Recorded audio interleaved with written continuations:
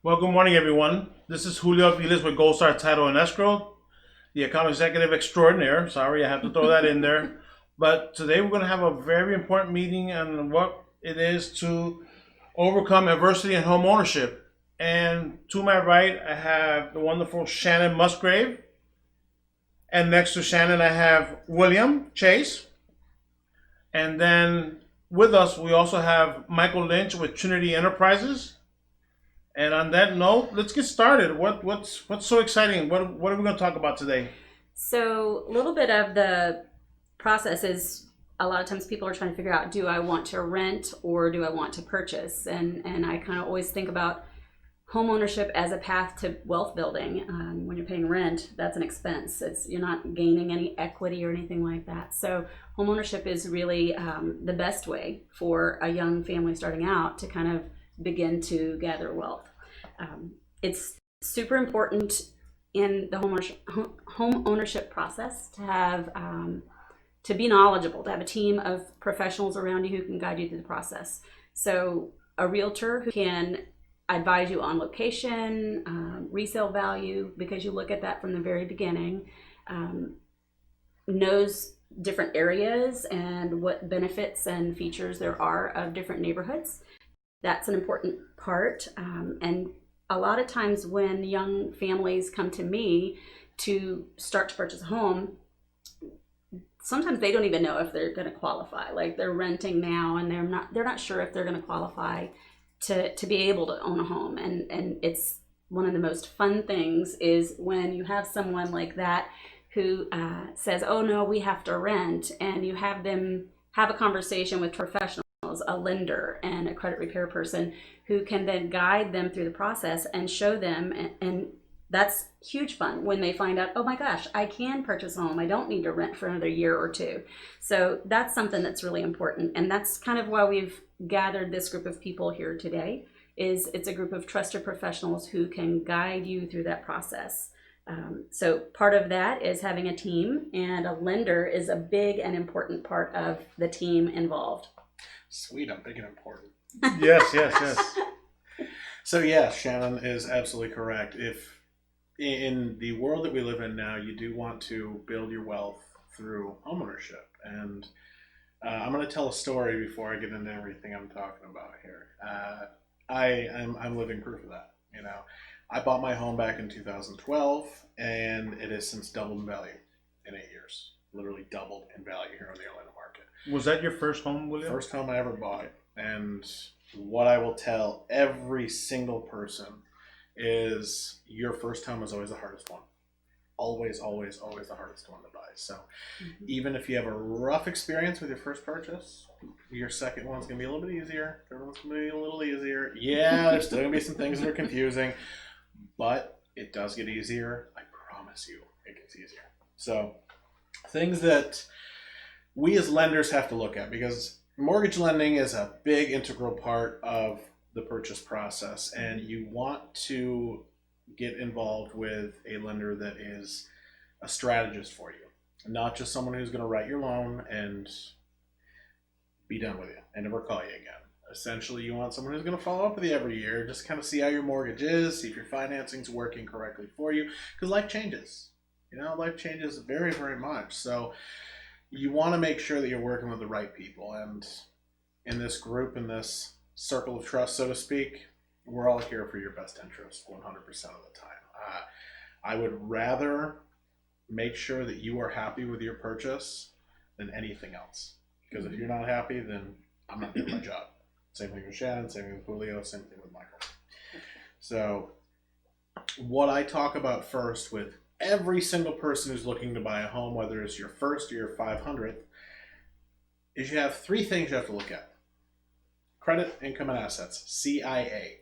Credit, C, income, I, assets, A. Credit is probably the hardest thing for many first-time buyers, especially if you either have a lot of debt or have made some mistakes in the past. We all make mistakes. They are, most of them you can overcome. Some of them you can't, but most of them you can overcome. Some of them take time. So if you're at a point where you have a rough credit score, and I'm sure Michael can attest for this, if You killed your credit. It didn't happen overnight, so it's not going to be fixed overnight. It takes time. Okay. Income as well. When you look at your income, you have to make sure that you have steady income. Okay. Making sure that you're making the right amount of money where you can afford the payments, because we as lenders have to look at what's called the ability to repay rule. Do you have the ability to repay the loan that we are going to write for you? That is a checks and balances to the industry that I'm in to make sure that we do not have the same housing crisis we had back in 2006, 7, 8. So if you're able to repay it with the job that you have, all good.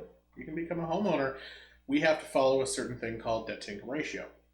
So if you have a lot of debt and your income is not very high, you're not going to qualify for much, if anything at all. But if you have no debt and you make a lot of income, you're going to qualify for a lot more.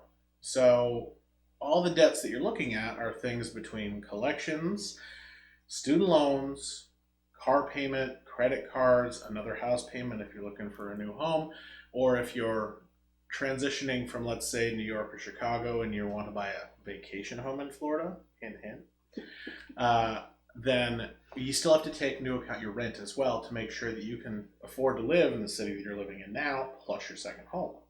If you decide to rent it, then we have to do a few other things as well with that, and that's a little more involved, okay? And last is assets. You need money to put down, typically, as well as you do need money for closing costs, which that can always be negotiated, so don't let the numbers that I'm going to give you scare you, okay? Which brings me on to the next point. How much money does it take me to buy a home? That's one of the most common questions I hear. You can get into a home between 3 to 3.5% down payment, which for a $200,000 house is between $6,000 and $7,000. Is that savable? I think so. What do you guys think? Yeah. Obviously. Yeah. Yeah. And there's plenty of options available. Yeah. And I'll get to that too in a moment, but $6,000 to $7,000 is not that unheard of. And think about the times where you might have a little extra money in your pocket. Tax return time, birthday money, grandma and grandpa or mom and dad want to help you out in buying your house and getting you started. It's one of the last things that parents do to help you really get your life on track. And getting a gift, there's nothing wrong with that. There's nothing wrong with that, okay? So those are all options. Now, for closing costs, it's usually between 3.5% to 5% of your purchase price is what closing costs tend to be. So if you look at the middle ground, which is around 4%, let's say, for a $200,000 house, you need about $8,000.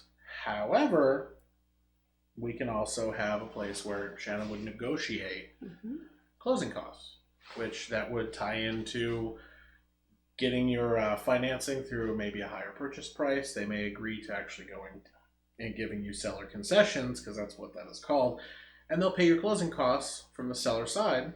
And then all you have to come up with is down payment and maybe a little bit more and appraisal and stuff like that. But still very approachable. It's not as scary anymore. Instead of saying you need $15,000 minimum to buy a house, or you need $40,000, which is 20% down on a $200,000 house. 82% of the American population does not realize that you don't need 20% to buy a home. Period. Okay. So next, now we're talking about the other programs, down payment assistance. I get this question so much. What is down payment assistance? Can I take advantage of down payment assistance? The short answer is yeah, you can. The long answer, is it the best option for you? It may or may not be. If you have money saved, I would not really suggest it. Because if you have money saved, you're going to have a lot better option going with a loan that can close a little bit sooner, will allow you to borrow more money and have a nicer home than something like down payment assistance. And also, there is no such thing as free money. So you will have to pay that money back over time with interest. My personal opinion, I would rather live on ramen and peanut butter and jelly for about 5-6 months and not have to pay the bank more money than I have to. But that's just my opinion. So it's up to you, of course. And last but not least, if you already own a home, should I refinance? Is it a good idea? Right now, I would say probably would be a good idea, but we have to look at the pluses and minuses, the positives and negatives of refinancing. Is it worth it? If you bought your house a year ago and you're a first-time home buyer, is it worth it to refinance? The answer is maybe. It's not a yes or no because every single person, every single scenario is different. Interest rates are lower, but at what cost? Is your credit better than it was a year ago? Is it worse than it was a year ago? If it's worse, it may not be worth it. Do you have a lot of equity where you can lower your mortgage insurance payments? Because that's another question we have to look at.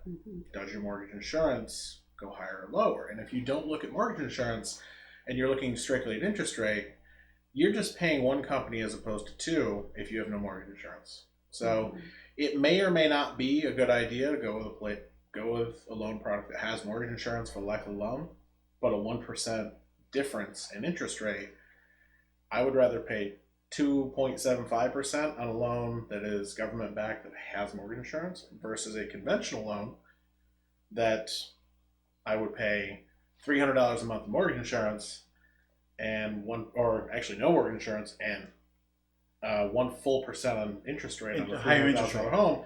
That's a lot of flipping money. Yeah. So what makes more sense? It depends on what your situation is. Okay. And then looking at cash out. If in these uncertain times, so to speak, I'm not a big fan of that phrase, but we are in these uncertain times. It's a little bit of adversity, right? Yeah. Yep. With the adversity that's going on in our markets right now, is it worth it to do a cash out refinance if you have the equity? Because something like there's almost $20 trillion in equity right now in the United States housing market. It's some ridiculous number. Most people have a lot of equity where they can afford to borrow and have cash out. Are you behind on your bills beside your home and they haven't reported it yet?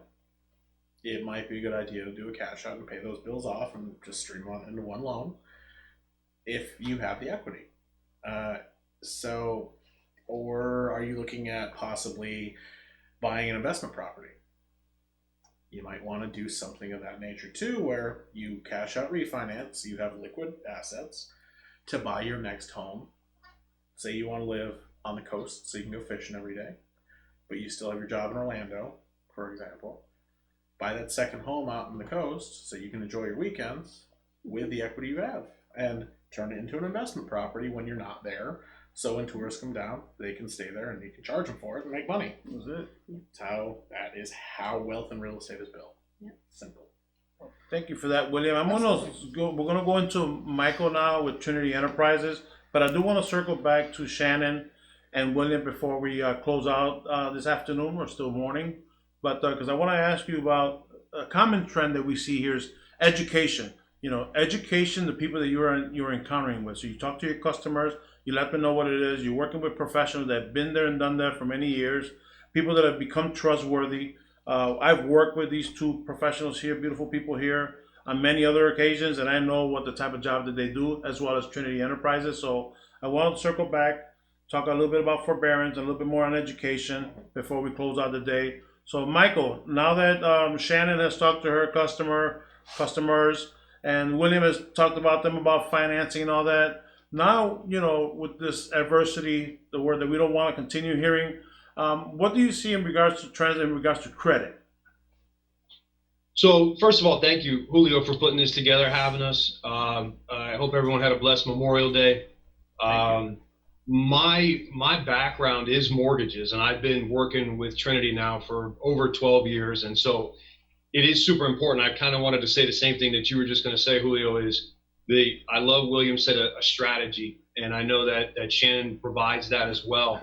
It's super important. How many people just go in and they want to buy the most house that they can buy, and then they get themselves into trouble, or the agent and the lender doesn't have their best interest in their heart, and that can set people up for a bad situation. But on the flip side, as they mentioned, having a good strategy, getting into a home for your family, that can really help you build wealth, and it can really provide a great foundation. So having trusted professionals like them is huge. I'm a huge advocate for that. So that's awesome.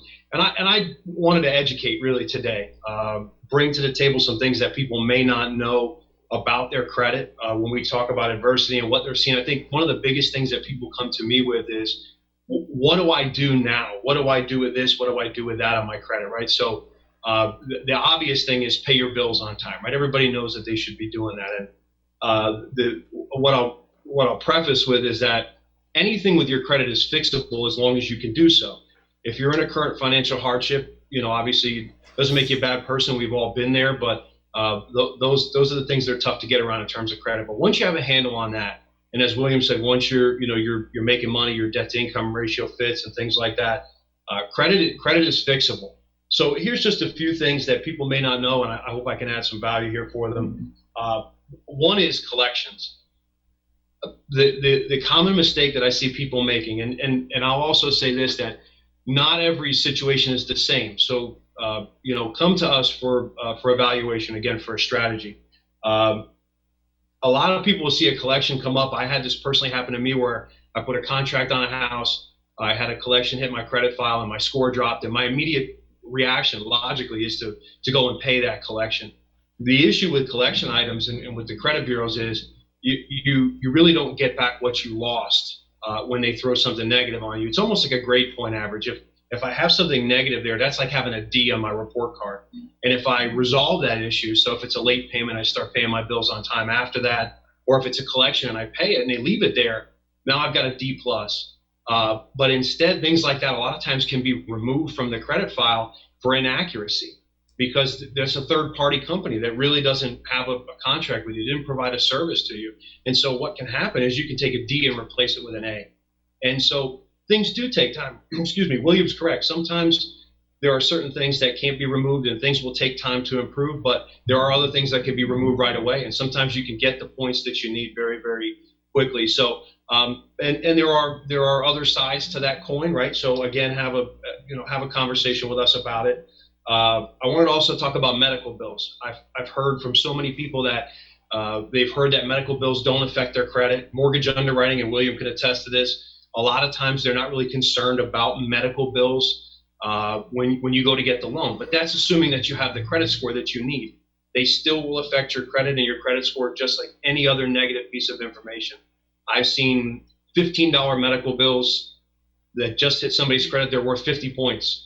That they're holding them down or keeping them from where they need to go. And a lot of times that's an easy fix through something like what we do. So be cautious about those and know that those are hindering your credit and your credit score. They get overlooked a lot. And also to go along with those two things is when people do come to me and I say, hey, what's negative on your credit? They'll say, well, this and this, but they're leaving out the paid collections, the ones that they've paid. And again, remember, they're not D's, they're D pluses, but they're still hurting you. And so removing those can help the situation. So it's the perception of how people look at their credit. And it's not wrong. It's not illogical. It's the same thing that I thought even years while I was doing mortgages. Oh, that's not an issue. It's been paid. But it is. Or that's not an issue. It's medical, but it still is. So that's collections. Briefly about revolving accounts. This is something that's really necessary to have. It's a necessary evil, if you will. A lot of folks come in, they're doing the right thing financially. They don't want to have credit lines that they're spending money into where they can't afford, right? And that makes a lot of sense. But you need to be disciplined. There's a small part of your credit score, about 10%, that if you look up the FICO version, it'll say credit mix. What that means is, do you have installment accounts and do you have revolving accounts? So if you only have your student loan, your car loan, you only have installment accounts. Revolving accounts are credit card accounts. So if you don't have those, you're missing satisfying that small part of the credit score right there. And then once you have that, how you manage that is so huge to the credit bureaus. They can't get to your cash flow. They can't get to your income or your capital. They don't know how you manage your money, if you will. So it doesn't really matter how much you make, but then how you manage it. So having revolving accounts is big. And then also making sure that you keep the balance low and the payments on time. One of the misconceptions is that you have to keep a running balance on your credit cards. You don't need to do that. You just need to have activity on it once, say, every 60 or 90 days. And you can do that with literally a $3 purchase. I tell most people, do a tank of gas. If they're driving right now, do a tank of gas, pay it off, put it in the drawer for the next 90 days. And that'll keep the activity up. You don't have to have a high credit card balance. You don't even have to go up to 30%. A lot of people hear that's the magic number to keep my balance at. No, stay as low as possible, little to nothing, but don't go over 30%, okay? Because that'll continue to harm you. So if you're high on your balance in regards to your limit, it's going to be worse off for you. But have the accounts, but keep the balances low. And we can help you set up things like that here at Trinity too. We've got access to some pre-existing, some seasoned lines of credit. There's a lot of things that we can do to help you build your credit if you have a lack of, because starting off, usually the first one is the toughest. So we can help you very easily with that. The last thing I want to talk about is inquiries. There's a lot of misconceptions about inquiries. A lot of people think they lose X amount of points every time they pull their credit, which really isn't true. It's really, you have to think of your credit score in terms of risk. What is the probability, say myself, Michael, if I'm going for a loan, what's the probability that the lender's going to get their money back? And that's what the credit score is supposed to say. And so if I pull my credit 5 or 10 times in the past week, it's really not good. I look really risky. I look really desperate. And you could lose a lot more than maybe 2 points apiece for inquiry. So you have to be very, very careful when you're doing that, especially with you're going for a mortgage, and everyone's, and that's why I say having somebody like Shannon and William in your corner, they're gonna shoot you straight and tell you the truth about things, because what'll happen is you'll get somebody they'll know you pulled your credit for a mortgage. They'll call you out. They'll buy that lead from the credit bureaus. Another way they make money, and they'll call you and say, "Oh, hey, I can give you a better deal." And a lot of people fall for that. And they don't know that. They don't know that they can do anything for you until they look at all of those CIA things and even more in some cases that William was talking about. And so you'll pull your credit, you'll have people calling you, and you pull your credit a bunch of times, and you might only been 5 or 10 points away from really getting a good loan and again, creating that wealth and that foundation. And now you put yourself in a situation where you lost 75 points over the past week. So you have to be very, very careful about that. When people are on board with us, we have them monitor online. A lot of sites also, I don't want to get into that today, but they give you a wrong scoring model. Credit Karma is one of those. It's not wrong. It's just something that's really not used by lenders. But there are ways to do that online where you get your actual FICO scores. You can mirror generally what they're going to pull. And so we can do that without hurting your credit in the meanwhile. So if something needs to be fixed, we know how to keep track of that without harming your credit scores. But again, consult with us all if there's questions. That's what we're here for. That's why we set this up, so we can hopefully educate and then on the back end be a source of value for everyone. So thank you. Thank you, Michael. You mentioned that 10% thing, but I also want to go back to William now, because talk about credit. Don't you have to have at least like 3 minimum credit lines at least open per se? Typically, but not always. Okay. There's different ways around that. If you just don't have any kind of debt and haven't had any kind of debt even open, there are alternate ways to build credit, which it can be used for 1 or 2 trade lines, but you should have at least something open, even if you're an authorized user. And we're looking at more than just credit score, and that's what a lot of people, even real estate agents that I talk to, think it's just credit score.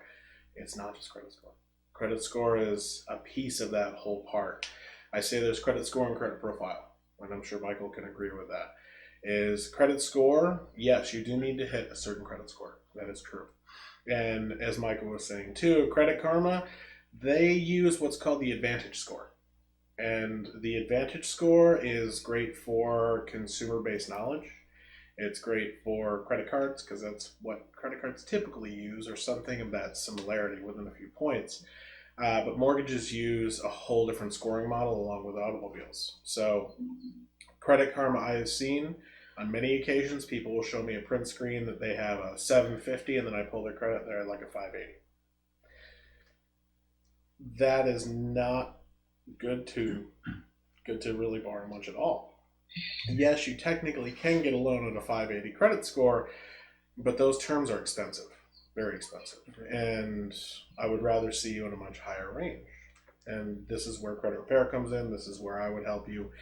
I can do small things. I'm not even close to a credit repairman, because I write loans for a living. But if it's something quick and easy, I have software to help with that, so we don't have to go into a full credit repair scenario. The folks that have made a lot of mistakes, absolutely, credit repair is the first place I'm going to send you. So you have to take that into account, because there's a lot of struggles with that, and there's a lot of misnomers. And credit profile is the length of the accounts that you have. The longer that you have an open account, the better it's going to look on credit, especially if it's zero balance. So as Michael was saying, with a credit card, go buy a tank of gas. Heck, go to the dollar store and buy one item. Yeah. It really doesn't matter. Pay it off. As long as it will continue to generate a statement, you will continue to have an open trade line at zero balance, and that is fine. As long as you stay below 30%. And don't close the account either. And don't close the account, and don't let it close on you, because a lot of creditors, if you are inactive for 6 months to a year, let's close you out. Okay. Because why are they going to keep an open credit line and enhance their risk when they don't have to? That's interesting. So that's why you want to keep it open, and your credit profile stays great. So if you have a long-standing credit card, let's say from the 90s, keep that beast open, because that thing's been earning you credit like you wouldn't believe, and earning you credit score like you wouldn't believe, and a good history. So if you have a good history, keep that good history going. And if you made a mistake, yeah, there are things where I've seen a $15 medical collection cause a score issue. And scoring issues are one part, and as Michael said too, I'm in full agreement with, is we do not look at those debts themselves for medical, but they do affect your score. And since they affect your score, that is kind of what affects you from getting a decent interest rate, makes your terms a lot harder to qualify for. So those medical debts, you want to make sure you're getting the right advice through a credit repair person, and not always just pay them, because sometimes paying them, and it's been on your credit for 6 years and you pay it, it sits on your credit for another 7 until it falls off. So all of a sudden it goes from having a 7-year seasoning period of being gone to being there for 13 years of your life. So let's say you have a collection from when your child was born and a bill came up that you didn't know about, which living proof of that, that happened with my kids.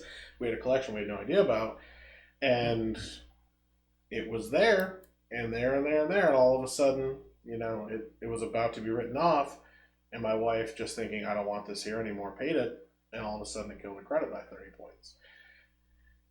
And it re-upped the whole period of just being written off and gone. So sometimes it's a good idea to pay it off, sometimes it's not. And credit, from what my knowledge has been, is, and Michael can probably attest for this or not, he can disagree too, but credit's very much of what have you done for me lately. Yeah. So if something's 7 years old, leave it be. It's pretty much gone at that point. If it's a year old or less, take care of it. Yeah. All right. Well, thank you, William. Absolutely. We are keeping it simple for yourself. That the home buying process is a pretty long process, but there's a lot of different little chapters that need to be taking place before you do that. So when you come to the end of the table, at the end of the line of that, what is title insurance, which is where we come in at Gold Star Title. So title insurance is an effective a guarantee against matters which may or may not be part of public records. So that's when we do a title search. We show to see what's coming up and see what needs to be addressed, so we can convey clear title to the person that's buying that property. There are 2 different types of policies that are available that typically are used in these transactions. One is an owner's policy, which insures you, the home buyer, for as long as you own the home, and then a lender's policy, which protects the lender, the mortgage company, against any transaction where the buyer is not paying cash or is obtaining a loan. So a lender's policy ensures the priority of the lender's security interest over any claims that others may have on that property. So, there are a lot of moving pieces. But, if you have any questions, I forgot to mention earlier, if you have any questions, please write them down in the comments below. We will be addressing every single question that there is there. So, if you want to do an inbox to either one of us 4, please do so, or myself. I will share the information to them as well, so everyone knows, and we can go ahead and get your questions answered. I wish we had a different way of doing this, but this is the way we're going to do it right now, and thank God we're able to do this. But Shannon, I know that we talked about education. Buying a home it's a process. We've got the mortgage, you got the credit repair, we have to go there, and then the title company. And I know you can explain in detail if somebody reaches out to you. What if there might be interested in selling a home? What kind of steps would they take in that sense, and what is your role in that sense? And then I want to piggyback on that information with William, because the big word that we hear nowadays out there is forbearance. So, oh yeah, William just crossed his eyes. There's such a big misconception on how that really works, and there's only a couple ways that it really does work. But I want William to touch base on that because he's the professional on that part. So again, maybe like a home selling process. What do you got, Shannon? Sure. So just one last point on the home buying process. When customers come to me first, because they typically reach out to a realtor first after they find a property that they're ready to buy. And then they're like, okay, let's get started. My first step is always to have them have a conversation with the lender, because I do not want them to think their buying power is $200,000 and it's not that much. I don't want them to go and fall in love with a house that they can't afford to buy. So that's the first thing. And even if you're, as a buyer, even if your pre-approval says you can afford up to, let's say, $300,000, there are other aspects to life that are super important. I had a young lady, she was 25 years old, ready to buy a house, and through my conversation and consultation with her, I found out that she had a lot of toys, like jet skis and dune buggies and all this stuff, and she went every weekend on some adventure. And so I cautioned her. I said, what I'd like for you to do, because we talked with a lender, here's what, in this price range, what your mortgage is going to be. So what I said to her is, I want you for the next 3 months, live on the rest. Put that extra $900 you're going to spend, more than what you're paying in rent right now, put it in the bank, use it for your down payment, but figure out if you can actually live that much different of a lifestyle right now, if you're ready for that change or if you're not. It took about 3 weeks, and she said, I'm not ready to live my lifestyle that much differently than what I do now. So it's about that conversation about the whole lifestyle, not just the purchasing process. And also encouraging people not to spend the full amount of what they're pre-approved for. If we can get you in something that's what you want for less, let's not spend the whole thing if we don't have to, because life happens and it's good to have a cushion. Right. Yeah. It's essentially what you want to afford, not what you can afford. Exactly. Just because you can afford $2,000, Doesn't mean you $3,000 a should. month payment doesn't mean you need to. Right. And make sure you work with a realtor and a mortgage person that understands that. Yep. Because some people are just out to get your money, and some people do not have your best foot forward. So you always want to make sure it's not about what you can afford, it's about what you want to afford. Exactly. Now, before you talk about selling your home, I know that you've worked with many home inspectors and other professionals that help the home buying process as well. And also, Shannon, based from my experience, I used to be a realtor for 12 years in Chicago. If you're working with a professional, you're working with Shannon, if you see another property listed or for sale from someone else, even though it's another brokerage, isn't it true that they can still use you for those services? Oh, certainly. Yeah. I have a gentleman that I just started working with 2 or 3 weeks ago, and he said, I'm just going to call every listing agent on every property. And I said, that's a lot of extra work. Wouldn't it be easier just to be able to text me the address and I'll send you all of the information on it? He's like, oh, I guess that would make it a little simpler than me having to figure out whose phone number I'm dialing next to get Well, they think they have to call everybody. Yeah. But that's your job. But that's my job. Yeah.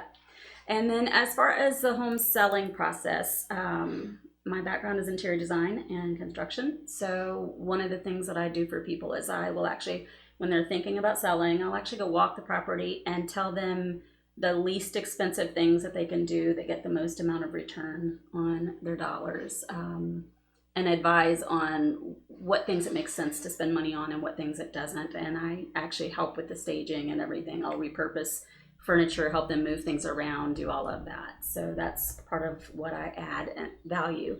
But selling the house, obviously you want to kind of figure out what things need to be fixed, what things need to be just removed. A lot of times it's just removing things is the best thing you can do to declutter.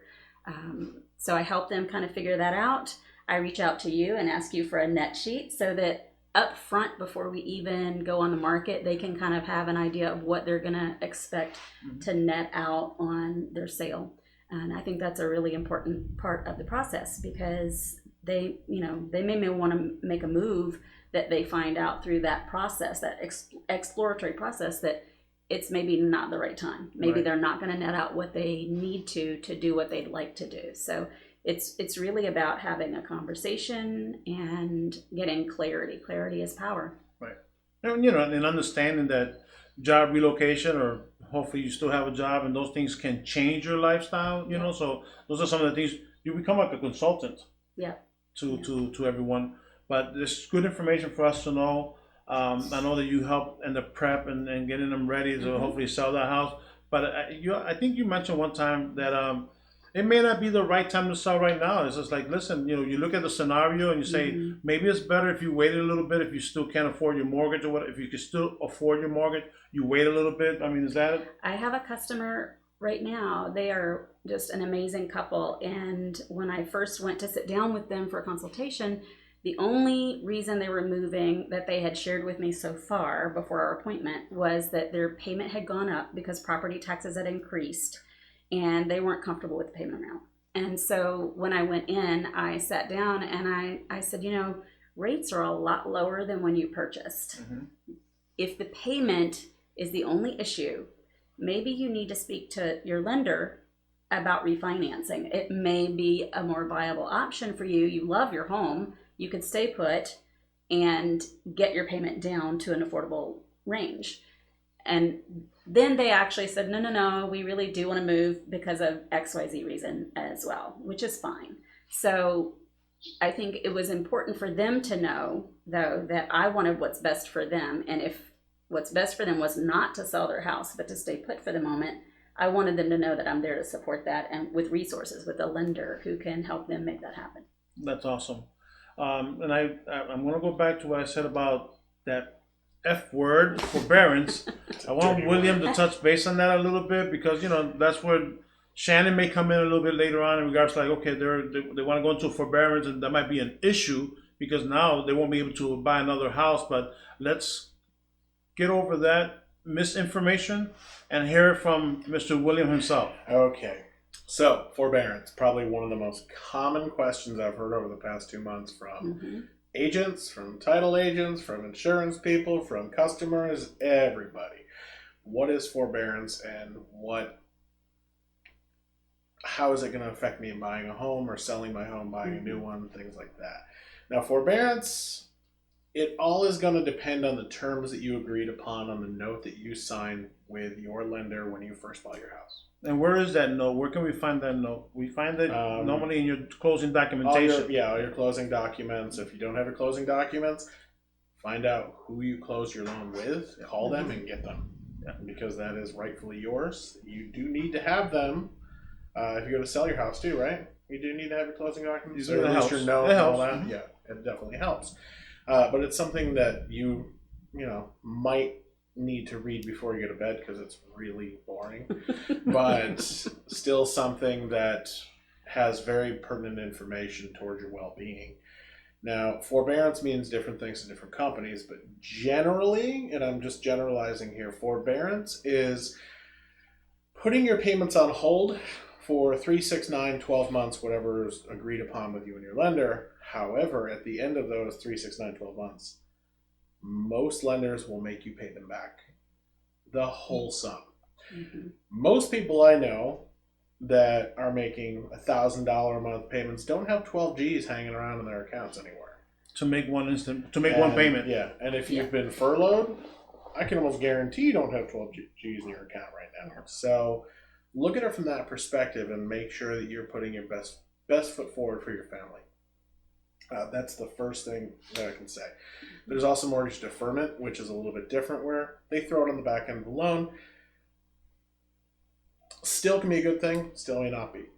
Because the credit reporting side of it, it will go into saying on your credit report, loan has gone into forbearance. Now, as of recent, as of I believe last week, the week before, FHFA, which is the Federal Housing Finance Authority, has said that as long as you are on forbearance and you're continuing to make your payments and you're not going into any kind of delinquency, you're still okay to go through the housing process even in forbearance.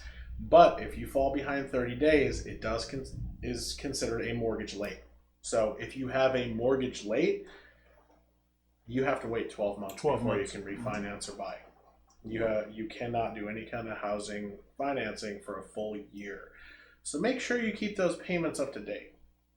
Okay? I would interject and say, ask a professional before you start, because you work with somebody, they're going to give you the right information. I mean, even if it's going back to your own mortgage company, before you start anything, it can jeopardize yourself for another year, 24 months. Then we got to go back to with Michael and get that credit thing and all that stuff repaired. But just check with us, right? And when calling your mortgage servicer, make sure that you talk to them about an inquiry. Make sure they're not automatically putting you on forbearance. Because I've heard some stories where people have called just out of curiosity because they didn't know, and they automatically were put in by some headset jockey in their servicing center to forbearance, and they didn't ask to go to forbearance. They just had questions. Wow. So make sure that you make it abundantly clear on the recorded lines that they do for their protection and yours, to say, I do not want a forbearance, I'm just inquiring on it and I have questions. Okay. Because if it's not said on that recorded line and they do it, you don't have a leg to stand on. So make sure that you do that just to cover your backside. Everything these days is recorded. You don't realize how much you're recorded. Most people don't realize how much they're recorded. So make sure that you're saying everything with pure intent and focus and knowledge, and just obtaining the knowledge from the people that can give it to you.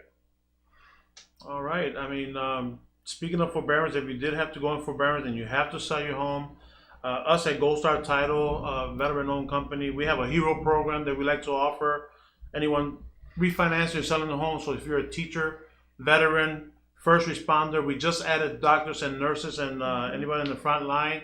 There's a hero program that we offer. So for more information, please see me about that.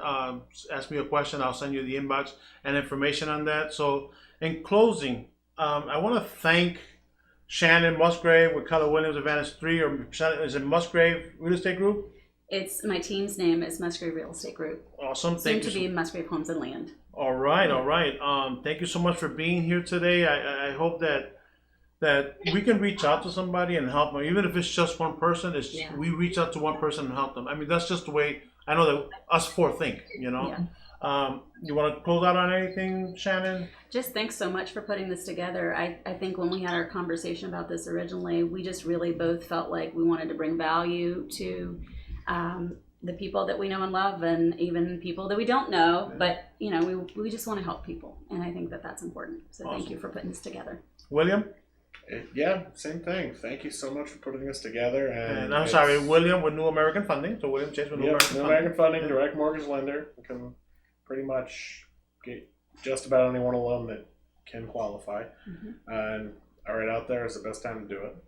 But yeah, thanks for putting everything together. And like I said, I really want to make sure people are educated, because there's so much in our industry that is just unknown, and you could even be buying your fifth house in 5 years and still have no clue what's going on.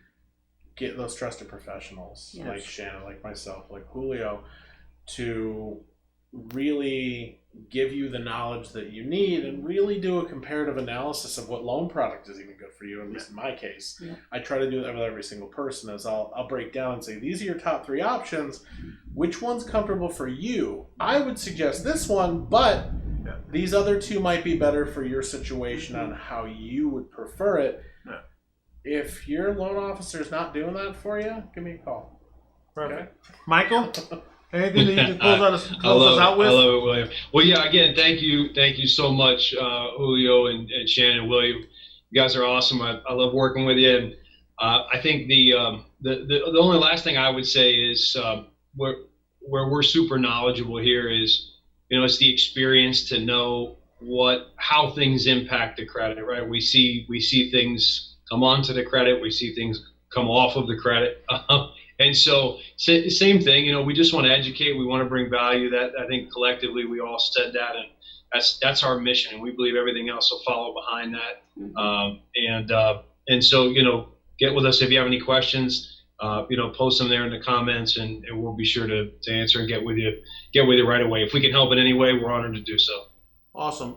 One last thank before I sign off is I want to thank Rob Hynes with RPH Strategies for helping us put this together for you guys. So if you have any information on his services, please see me about that or inbox Mr. Rob Hynes. So thank you so much. On that note, we hope everyone have a blessed Wednesday, hump day, and the rest of your week. And one little last note, in case you need to go out buy some stuff for hurricane season, which seems like there's a hurricane going on right now. Tax-free, the holiday season for tax-free starts, I believe, this coming Friday for 7 days. So take advantage of anything that you need to buy. God bless you guys. Thank you so much, for being here with us today. Thank you very much. And have a great day. Thank you so much. Bye. Thank you.